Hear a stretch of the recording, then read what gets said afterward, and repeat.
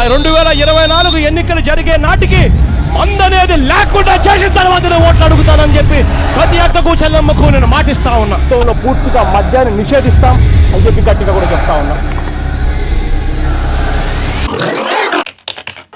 YS Jaganmohan Reddy అనే నేను ఆంధ్రప్రదేశ్ రాష్ట్ర ముఖ్యమంత్రిగా అంతఃకరణ శుద్ధితో ప్రజలందరికీ న్యాయం చేకూరుస్తానని దైవ సాక్షిగా ప్రమాణం చేస్తున్నాను. ఏపీలో నేటి నుంచి కొత్త మద్యం పాలసీ అందుబాటులోకి వస్తోంది. ఇకపై ప్రభుత్వమే మద్యం దుకాణాలను నడపనుంది. Inputs were picking up. Andhra Pradesh government has also now decided to increase alcohol prices by 50%.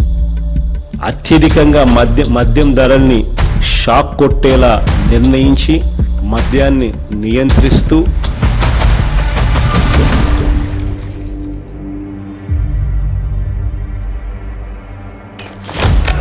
ముంబైని గడగడలాడించిన mafia డాన్లు Haji Mastan, Karim లాలా, దావూద్ ఇబ్రహీం ముఠాలు పారిశ్రామికవేత్తలను, వ్యాపారులను, ప్రముఖులను బెదిరించి సొమ్ములు దండుకునేవి. సరిగ్గా అలాంటి లక్షణాలే గంపగుత్తగా పుణికి పుచ్చుకున్న అతి ప్రమాదకరమైన ముఠానే గత వైకాపా ప్రభుత్వంలో మద్యం మాఫియా ముఠా. 2019 ఎన్నికల మేనిఫెస్టోలో జగన్ సంపూర్ణ మద్యపాన నిషేధం చేస్తానని అక్కా చెల్లెమ్మలను మభ్యపెట్టి వాళ్ల ఓట్లు దండుకొని అధికారంలోకి వచ్చిన జగన్ ఇచ్చిన వాగ్దానాన్ని తుంగలో తొక్కి తమ వ్యక్తిగత స్వార్థం కోసం ఏకంగా రాష్ట్ర మద్యం పాలసీనే మార్చేశాడు. మద్యాన్ని నియంత్రించి కుటుంబాల్లో ఆనందాన్ని నింపే విధంగా కూడా మద్యాన్ని నియంత్రిస్తూ అక్క చెల్లెమ్మలకు తోడుగా ఉండే ప్రయత్నం చేస్తా ఉన్న ప్రభుత్వం కూడా మనదే అని చెప్పి తాగి ఇట్లయింది, అంతా కల్తీ మందు తాగి ఇట్లయింది అని చెప్పినారు. జగన్మోహన్ రెడ్డి అనంతపూర్లో చూపించింటే అట్లా చెప్పినాడు. మా ఆయన చనిపోయే సంవత్సరం అవుతాను సార్. ఎట్లా చనిపోయినాడంటే ఏం చెప్పుకోవాలా నేను. కల్తీ కాకపోతే పేగులు ఎందుకు బొగ్గుమాతాయండి. హాస్పిటల్ పిలిచిపోయినా కానీ ఇట్లే లివర్లు దెబ్బతిన్నాయి, కల్తీ మందు తాగినారు మీరు అని చెప్పినారు. తండ్రి ఇట్లా అయిపోయా, ఇంకా మా బతికేం రాని, ఇంకేం కూలి వస్తే సంసారం, లేకపోతే లేదు. అది తాగిన వల్లే అట్లా. మా అన్నదమ్ముళ్ళు చచ్చిపోతుంటే చూడలేము. దయచేసి ఇంకా సంపాదించింది చాలు. ఎక్కడికి ఎత్తుకోపోతారా? ఎంత సంపాదించుకుంటారా? లిమిట్ ఉండాలరా దేనికైనా. గొంతులు గొయ్యబాకండ్రా రే.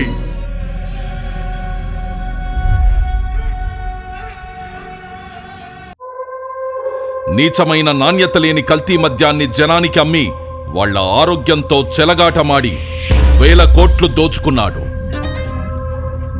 లిక్కర్ సప్లై విధానాన్ని గత వైకాపా పాలకులు తమ చేతుల్లోకి తీసుకున్నారు. ఉన్న లిక్కర్ ఫ్యాక్టరీలను భయపెట్టి బెదిరించి తమ ఆధీనంలోకి తీసుకున్నారు. వాళ్లే కల్తీ మద్యాన్ని తయారు చేసి హోల్సేల్, రీటైల్ దొంగ వ్యాపారం కూడా వాళ్లే చేశారు. ఎక్కడా లేని Andhra Gold, President Medal, 9 Horses, Jobs Calendar, Gold Pearls, Kings Wales, Special Status, Royal Right అంటూ రకరకాల బ్రాండ్లు తీసుకొచ్చి విచ్చలవిడిగా అమ్మకాలు పెంచారు. జీవో నెంబర్ 128 తీసుకొచ్చి 60/90 మిల్లీలీటర్లకు దేశంలో తయారయ్యే ఫారెన్ లిక్కర్ 10 రూపాయలుంటే అధికారంలోకి రాగానే దాన్ని 20 చేశారు. 20 రూపాయల నుంచి 40 రూపాయలకు, 250 రూపాయలది 480 రూపాయలకు పెంచారు. ఆ మరుసటి రోజే మళ్లీ జీవో నెంబర్ 129 తెచ్చి అమాంతం మళ్ళా ఉన్న ధరలు పెంచేశారు. వాళ్లేం చేసినా నడిచిపోతుందనే నాజీ పోకడలతో ప్రవర్తించారు. రేటు పెంచితే సగటు ప్రజలు తాగరని వేదాలు వల్లించిన జగన్ రాష్ట్రంలో 72% మద్యం అమ్మకాలు పెంచేస్తూ కొత్త మద్యం పాలసీ ప్రవేశపెట్టాడు. 25,000 కోట్లు మా రెవెన్యూని స్టేట్కే ఇస్తాంటే అది ఎక్కడి నుంచి వచ్చింది? సంవత్సరానికి 25,000 కోట్లు, అంతకుముందు 17,000 కోట్లు ఉండేది. 25,000 కోట్లు క్వాంటిటీస్ తగ్గాయి, రెవెన్యూ పెరిగిందంటే ఎక్కడి నుంచి వచ్చాయి? ప్రజల జీవితాలు గుల్ల చేస్తూ వాళ్ల జేబులు కొల్లగొట్టాడు. రాష్ట్ర ఆదాయం తగ్గినా సరే రాష్ట్ర ప్రజల ఆరోగ్యం ముఖ్యం, పేదల కోసం పాటుపడాలన్న ధ్యేయంతో పనిచేస్తున్న ప్రభుత్వం ఇది. నా తోటి ఫ్రెండ్సే 5 జరిపారు. ఆంధ్రా గోల్డ్ అంట, 9 హార్స్ అంట, కుర్రం ముందంట, అన్ని డూప్లికేట్ ముందు తయారు చేసి దోపిడీ రాజ్యం అయిపోయింది. మొత్తం స్పిరిటే, ఆ ముందు అయినా ఒకటే విషం తాగినా ఒకటే అన్నట్టు ఉంటుంది.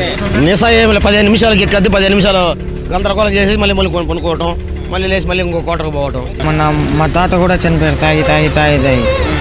ఈ జగన్ ముందే ఇటు చేస్తున్నారు. 2 కోట్ల తాగిన తర్వాత చేసినాడు ఏడు ఈ పచ్చిపోతలోకి వచ్చేస్తుంది. అటు తలకాయ పని చేయక చేసినా పచ్చిపోతలోకి వచ్చి చేసిన అది ఒక రకంగా మెంటల్గా మాట్లాడే ఒక రకంగా వస్తామని. గత వైకాపా ప్రభుత్వం 5 ఏళ్ల పాటు అమ్మిన మద్యానికి ఎలాంటి డిజిటల్ చెల్లింపులను అనుమతించలేదు. కేవలం నగదు రూపంలో విక్రయించి 99,413 కోట్ల రూపాయల్ని తీసుకున్నారు. ఈ రోజుల్లో తోపుడు బండ్లవాడు కూడా ఆన్లైన్ పేమెంట్ తీసుకుంటుంటే ఏపీ లిక్కర్ షాపుల్లో ఆన్లైన్ పేమెంట్ అనేదే లేకుండా చేసి క్యాష్ అండ్ క్యారీ అన్నారు. అదేమని అడిగిన వాళ్ళని వీళ్ళడిగిన వాళ్ళని బెదిరించారు. వినకపోతే అరెస్టులు చేశారు, కేసులు పెట్టారు.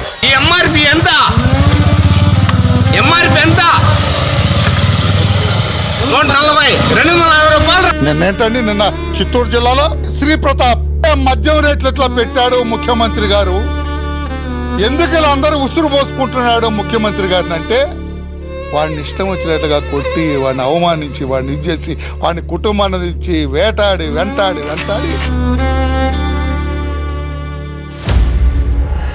2019లో జగన్ తన వైకాపా ప్రభుత్వం రాగానే 1,000 కోట్లు ప్రజల నుంచి పిండుకోవాలని ప్లాన్ చేశారు. తమ పన్నాగాలన్నీ ఎలా అమలు చేయాలన్న అంశాలన్నీ ఎంపీ మిథున్ రెడ్డి రూపకల్పన చేశాడు. అతడే ఈ స్కామ్ కి మొత్తం రింగ్ మాస్టర్ గా వ్యవహరించాడు. అప్పటి బెవరేజెస్ కార్పొరేషన్ లో అసిస్టెంట్ కమిషనర్ గా ఉన్న సత్యప్రసాద్ ని ఈ కుట్రకి పావుగా వాడుకున్నారు. ముడుపుల దందాపై చర్చించేందుకు సత్యప్రసాద్ ని 2019 అక్టోబర్ 10న తమ నివాసానికి పిలిపించుకొని మద్యం సిండికేట్ కోసం తమకు అనుకూలంగా పనిచేయాలని ఆదేశించారు. ప్రతిఫలంగా ఆయనకు 2023లో ఐఏఎస్ పదోన్నతి ఇస్తామని ఆశ చూపించారు. దానికి లొంగిపోయిన సత్యప్రసాద్ రెండో మీటింగ్ కి గాను 13/10/2019న డిస్టిలరీస్ నుంచి నెలసరి ముడుపులు ఎలా వసూలు చేయాలి అన్న అంశాలపై కీలక చర్చ జరిగింది. మద్యం అమ్మకాల బేస్ ధరపై కనీసం 12% కమిషన్ వసూలు చేయాలని ఎంపీ మిథున్ రెడ్డి ప్రతిపాదించాడు. తన ప్లాన్ పక్కాగా అమలు చేసేందుకు సత్యప్రసాద్, వాసుదేవరెడ్డిలకు కొన్ని మార్గదర్శకాలిచ్చారు. మద్యం అమ్మకాలకు సంబంధించి 2019కి ముందు టీడీపీ ప్రభుత్వం అమలు చేసిన ఆటోమేటిక్ విధానం తీసేయాలని, ఆ స్థానంలో మాన్యువల్ కంపెనీ విధానం తీసుకురావాలని సూచించారు. 2019వ సంవత్సరం రెండో అర్ధభాగంలో డిస్టిలరీల యాజమాన్యాలతో హైదరాబాద్ పార్క్ హయత్ హోటల్లో మద్యం కుంభకోణం రూపకర్తల్లో ఎస్పీవై డిస్టిలరీస్ పూర్వ డైరెక్టర్ అయిన సజ్జల శ్రీధర్ రెడ్డి ఈ సమావేశాన్ని ఏర్పాటు చేశారు. తమ ప్లాన్కు సహకరించకపోతే మద్యం సరఫరా ఆర్డర్లు ఇవ్వబోమని బెదిరించారు. వ్యాపారం కోల్పోతామన్న భయంతో డిస్టిలరీల యజమానులు మద్యం కనీస ధరపై 12% చొప్పున ముడుపులు చెల్లించేందుకు అంగీకరించారు. కానీ లిక్కర్ సిండికేట్ దాన్ని కొన్ని రోజుల్లోనే 20% పెంచేసింది. వసూలు చేసిన ముడుపులు మొదట మద్యం పాలసీ మార్చడంలోనూ కీలక పాత్ర వహించిన రాజ్ కేసిరెడ్డి కందేవి. వాటిని అతని నుండి మిథున్ రెడ్డి, భారతీ సిమెంట్ డైరెక్టర్ జగన్ సతీమణి భారతి తరపున ఆర్థిక వ్యవహారాలు చూసే గోవిందప్ప బాలాజీకి అందజేసేవారు. వారా సొమ్మును చివరగా అప్పటి సీఎం జగన్ కందజేసేవారు. ప్రతి నెల సగటున 50 నుండి 60 కోట్ల ముడుపులు జగన్ కందేవి.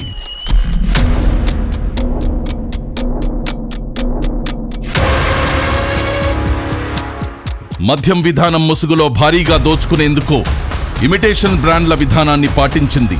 జాతీయంగా అంతర్జాతీయంగా ప్రాచుర్యం పొందిన బ్రాండ్లనన్నిటినీ రాష్ట్రం నుండి తరిమేసిన ఈ ముఠా అచ్చం అవే పేర్లను తలపించేలా 1-2 అక్షరాలు పదాలు మార్చి పెద్ద ఎత్తున ఇమిటేషన్ బ్రాండ్లు తీసుకొచ్చింది. దొంగలు కలిసి ఊళ్లు పంచుకున్నట్టుగా వాటికేకంగా 30 నుండి 150% మేర మూలధర పెంచేసి ఈ ముఠా సభ్యులు దోచుకున్నారు. అవే అసలైన నాణ్యమైన బ్రాండ్లు అనేలా ప్రజల్ని మభ్యపెట్టి ప్రభుత్వ దుకాణాల్లో విక్రయించారు. దాదాపుగా 1,50,000 టెస్టులు కూడా డిపార్ట్మెంట్ కూడా చేసింది. తీసుకునేటప్పుడు కూడా బ్రాండ్ పేరు ఏది అన్నది ప్రధానం కానే కాదు అధ్యక్ష. అక్కడ నుంచి ప్రోడక్ట్ వస్తా ఉందా లేదా అన్నదే ముఖ్యం. కానీ ఆ ప్రోడక్ట్కు పవర్ స్టార్ 99 పెడతాడా, లెజెండ్ 99,999 పెడతాడా, లేకపోతే బూమ్ అని పెడతాడా? నేను ఇదివరకు గవర్నమెంట్ వైన్ షాప్లో సేల్స్మెన్గా చేశాను. ఇదివరకు గవర్నమెంట్ షాపు అంటే వాళ్ళు ఏది పంపించినా అది అమ్మాల్సిందే మేము ఖచ్చితంగా. ఆ బ్రాండే అసలుకి ఫేక్ మన స్టేట్లో. ఇది స్పిరిట్ మొత్తం, దేని మీద ఏ బాటిల్ అని చూడండి, spirit, French spirit, grain whisky spirit, అలా స్పిరిట్స్ రాసి ఉంటుంది. అదేంటంటే బాగా డేంజరస్ అనమాట. ఒక 4 రోజుల తర్వాత ఆయన కనపడ్డగా అదేమంటే చనిపోయాడు, లివర్లు కొట్టేసినాయి అంటారు. మాకు బాధ వేసింది అప్పుడప్పుడు. మేము వాళ్ళ ఇంట్లో వాళ్ళతో కూడా ఫేస్ చేసాము ఒకసారి. వాళ్ళ ఇంటి మొత్తం వచ్చి మా షాపు కూడా వచ్చి గోల చేసేవాళ్ళు, మీ వల్లే మీరు అమ్మడం వల్ల చచ్చిపోతున్నారు అది అని. ఆ మందు వల్ల మాకు అసలు గుండెలో నొప్పని, పక్కలో నొప్పని, తాయిని కానిచ్చి ఆడకాడ 3 సొలిచిన వాళ్ళు పడిపోతాం, అట్ట అయిపోవడమే. కానీ దానివల్ల మాకు అసలు ఏమీ ఇచ్చేయలేదు. 5 ఆగితే పైకి ఇట్లా కొనుక్కుంటే చుక్కలు గిర్రం తిరుగుతూనే ఉండేవి. ఫ్రెండ్స్ ఒకడు 25 ఇయర్స్ 26 ఇయర్స్ ఉండిద్ది. తాగంగానే ఆ అబ్బాయికి పక్షవాతం లాగా వచ్చింది. 26 ఇయర్స్ కంటే ఎవరికి పక్షవాతం కుర్రాళ్ళకి రావు. అలాంటిది ఎంత కల్తీ అయిందో మద్యం మీరు ఒకసారి ఆలోచించుకోండి. అయితే 2019, 2024 మధ్యలో తాగిన మందు వల్ల నా జీవితం సర్వనాశనం అయిపోయింది. చేతులు బలహీనత, లివర్ తేడా వచ్చేసింది. మా ఆరోగ్యంతో ఆడుకున్నారండి. మందు సన్నాసి మంది బాగాలి. అసలు నా తోడు కుర్రోళ్ళు చాలా మంది చచ్చిపోయారు. అది చెడ్డు మందు అమ్ముతున్నాడు, ప్రజలంతా చచ్చిపోతారు అదని ఇంకా అట్లా అనుకుంటారు కదన్నా. చచ్చిపోయినాడు, ఇట్లా మందు తాగినారని అట్లా సార్ తాగేసాట అట్లాంటివన్నీ మళ్ళీ ఇంటికి వచ్చి నాతో కానీ చెప్తాండే, మన కొడుకు ఇట్లా చెడ్డు మందులు అమ్ముతున్నాడు, బతుకురు శనాలు చచ్చిపోతాము అది ఇదని అని చెప్తాండే. మళ్ళీ అట్లా అన్నీ తెలిసి నువ్వేంటికి తాగుతావు అన్నా కానీ మళ్ళీ నాకు ఇచ్చి పట్టిందమ్మా, సత్తామో బతుకుతాము, అది లేకుంటే బతకలేమా అనేది. అసలు బ్రాండ్ల కంటే ఈ అనుకరణ బ్రాండ్లకు అధిక మూలధరలు ఖరారు చేసి ప్రభుత్వ ఖజానాను కొల్లగొట్టారు. ఇలా కొల్లగొట్టిన సొత్తంతా రోజు కూలీలు, పేదలు, సామాన్యులు, మధ్యతరగతి కష్టార్జితమే. ఈ పెద్ద మనిషికి బేసిక్లీ అధ్యక్ష ఆంధ్ర రాష్ట్రానికి లిక్కర్ ద్వారా ఎటువంటి డబ్బులు రాకూడదు. ఈ డబ్బులు వచ్చినాయి అని అంటే అక్క చెల్లెమ్మలకు జగన్ మంచి చేస్తాడు, ఆ అక్క చెల్లెమ్మలకు మంచి జరగకూడదు. ఆ మందు అమ్మడము, ఎక్కువ తాగకుండా ఉండడం, నమ్మకుండా దూరం అయిపోయి మా కష్టాలు ఎంతో పోడుకొని పెట్టుకుని మా దగ్గర లేకుండా అయిపోయింది. ఈ మందు వల్ల మాకు ఎట్లేదు కూడా చూపిస్తుంది. నాకు చాలా బాధ ఇస్తుంది సార్. దయచేసి మందు ఎత్తైంది సార్. మా లాంటి ఆడపిల్లలు బాగా సుమంగలిగా బతుకుతారు సార్. ఇంతే సార్ మేము చెప్పగలిగినది. జనాల్ని చంపకు తినేస్తున్నాడు, హాస్పిటల్ పాలు చేస్తున్నాడు. వేరే ఏం చేసింది ఏం లేదు, వాళ్ళు ఉపయోగపోయే ఏమీ లే. ఉన్న జనాలంతా రాలిపోతున్నారు. ఇంకా నాకన్నా చిన్న వయసు మా అన్నదమ్ముల్లో పాప ఇంకో పాప అని ఉంది. చాలా మంది ఇట్లా చిన్న వయసులే, పెద్దోళ్ళన్నా కాదు. కలిసి మందు కలిసి చచ్చిపోయినారు సార్. మేమేం చెప్తున్నాం, మా మాట చెప్పినా కానీ లే.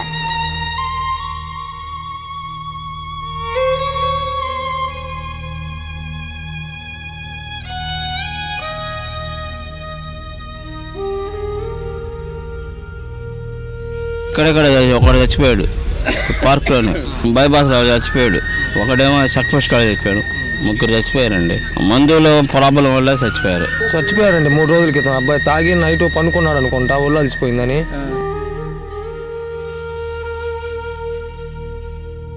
నాసిరకం మద్యాన్ని ఏరులా పారించి ప్రజల ప్రాణాలను హరించడమే గాక ఆ దోపిడీ డబ్బును దాచుకోవడానికి, డిస్టలరీల నుండి ముడుపులు దండుకోవడానికి బంగారాన్ని సాధనంగా చేసుకున్నారు. డిస్టలరీల మద్యం సరఫరాదారుల నుండి 400 నుండి 1000 కోట్ల విలువైన బంగారాన్ని ముడుపులుగా తీసుకున్నారని ఒక అంచనా. బంగారం వ్యాపారులకు కమిషన్లు చెల్లించి వారి ద్వారా ముడుపుల డబ్బును మద్యం మాఫియా ముఠాకి చేరవేశారు. చివరికి ఆ బంగారం డబ్బు అంతిమ లబ్ధిదారుడైన జగన్ ప్యాలెస్ కి చేరేవి. మద్యం కుంభకోణం నిందితులతో కలిసి రాజకీయ వ్యవస్థను నేరమయం చేశారు. మద్యం ముడుపుల సొమ్ముతో కొంత మొత్తాన్ని 200 నుండి 300 కోట్లను గత సార్వత్రిక ఎన్నికల్లో ఖర్చుల కోసం వైకాపా అభ్యర్థులకు పంపిణీ చేశారు. ఆ పార్టీ నేత జగన్కు అత్యంత సన్నిహితుడైన చెవిరెడ్డి భాస్కర్ రెడ్డి ద్వారా ప్రకాశం, చిత్తూరు, నెల్లూరు జిల్లాల్లోని అభ్యర్థులకు ఈ డబ్బును చేరవేశారు. అలా మరికొంత సొమ్మును సీఎం జగన్ నిర్వహించిన సిద్ధం సభలకు ఖర్చు చేసేవారు. ముడుపుల విక్రయంలో కీలకంగా వ్యవహరించిన ప్రధాన నిందితుడైన రాజ్ కేసిరెడ్డి తన ఈడీ ఎంటర్టైన్మెంట్స్ పేరిట సినిమా నిర్మాణ సంస్థను నెలకొల్పి మద్యం కుంభకోణంలో కొల్లగొట్టిన నల్లధనాన్ని వైట్లోకి మార్చి ఆ డబ్బుతో హైదరాబాద్ శివారులో భారీగా భూములు కొన్నాడు. ఇంకా వ్యాపారాలు పరిశ్రమల్లో పెట్టుబడులు పెట్టి వైకాపా మన్ననలు పొందాడు. మద్యం సరఫరా కంపెనీలు, డిస్టిలరీల నుండి కొల్లగొట్టిన ముడుపుల సొమ్ము చివరికి జగన్కే చేరింది. ఇలా 3,500 కోట్ల మేర కొల్లగొట్టారు. ఈ కొల్లగొట్టిన దోపిడి సొమ్ము మళ్లింపుకు మ్యూల్ ఖాతాలు అడ్డు పెట్టుకున్నారు. ఉత్తరాది రాష్ట్రాలకు చెందిన రోజు కూలీలు, నిరుపేదలు, చిన్న చిన్న పనులు చేసుకుంటూ జీవనం సాగించే వారికి ప్రతి నెల కొంత మొత్తం చెల్లిస్తామని ప్రలోభపెట్టి వారి ఆధార్, పాన్, ఇతర గుర్తింపు కార్డులు తీసుకుని వారి పేర్ల మీద ముంబై, ఢిల్లీ తదితర నగరాల్లోని పలు బ్యాంకుల్లో పెద్ద ఎత్తున ఖాతాలు తెరిచి అనామకుల్ని డైరెక్టర్లుగా పేర్కొంటూ అనేక కల్పిత కంపెనీలను సృష్టించారు. ఆ అనామకుల్లో ఎవరికి తాము డైరెక్టర్లమనే విషయమే తెలీదు. రోజంతా కష్టపడినా పూట గడవడమే కష్టమైన వారు వీళ్లంతా. మద్యం సరఫరా కంపెనీలు, డిస్టిలరీలు నాటి ప్రభుత్వ పెద్దలకు ముడుపులుగా చెల్లించాల్సిన మొత్తాల్లో కొంత భాగాన్ని ఆయా ఖాతాల్లోకి మళ్లించారు. వాటి నుండి ఆ సొత్తును బహుళ అంచెల్లో ఇలాంటి డొల్ల కంపెనీల్లోకి పంపేవారు. చివరగా ఈ సొమ్మంతా దుబాయి, ఆఫ్రికా దేశాలకు తరలించారు. అక్కడ మైనింగ్, రియల్ ఎస్టేట్, వివిధ కంపెనీల్లో పెట్టుబడి పెట్టారు జగన్ అండ్ కో ముఠా.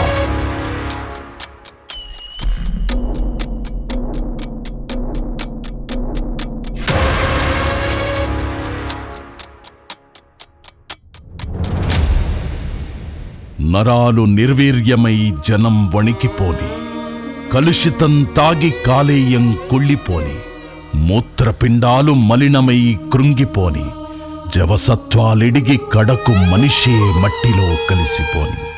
వాళ్లకేమక్కర్లేదు, జనమేమైపోయినా చింతలేదు. ఆ ముఠాకి ముడుపులు కావాలి, కమిషన్లతో సొంత ఖజానా నిండాలి, ప్యాలెస్లు కళకళలాడుతుండాలి. వాళ్ళు ఎవరు బయట తిరగడానికి అర్హులు కాదు. లక్షల కోట్లు మా నుంచి దోసుకొని లక్షల కోట్లు అప్పు చేసి ఎవరైతే స్కామ్ చేశారో వాళ్ళందరికీ శిక్ష పడాలి. మిగతా వాళ్ళ మందు వల్ల నష్టపోయిన వాళ్ళ జీవితాలందరికీ సుఖాలు, సంతోషాలు కలగాలని కోరుకుంటున్నానండి.